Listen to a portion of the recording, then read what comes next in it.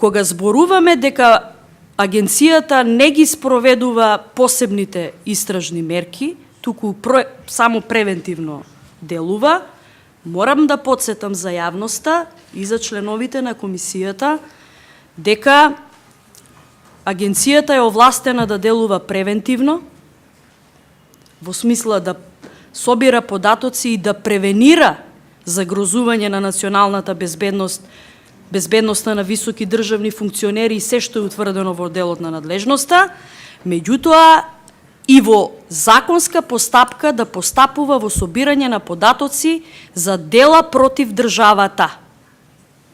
За дела против државата. И секако, во трето ниво, во спроведување на овие мерки, доколку се дојде до сознание за сторено кривично дело, тогаш агенцијата веднаш мора да го извести надлежен јавен обвинител и во тој случај постапката се префрла во Министерството за внатрешни работи, односно во полицијата, а не во агенцијата.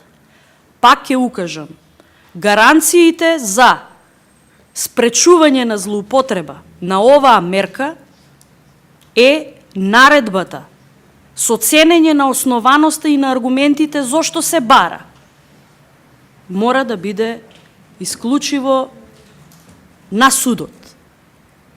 И судот да прави, секако и собраниската контрола, да прави надзор над законитоста која што произлегува од постапката за користење на лице со прикриен идентитет, да не ни се случуваат од медиуми или од судски постапки да дознаваме дека лица на XY основ, што не е законски, носеле оружје, користеле ресурси на Управата за безбедност и контраразузнавање, правеле се и се што, примале неовластени нарачки од лица да извршуваат кривични дела во име на некаква надлежност.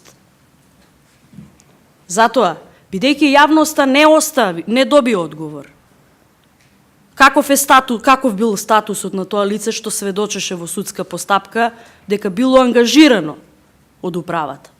Бидејќи јавноста не доби одговор, кои други лица биле вклучени во таа параполициска група која што користела ресурси од управата?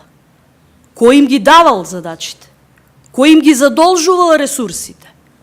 Сметам дека недефинираноста на оваа одредба и надлежноста судот да го дава одобрението за спроведување на оваа мерка, а не директорот, независно кој, и со сите гаранции за законитоста, може да остави сомнеш дека може да очекуваме и злоупотреби.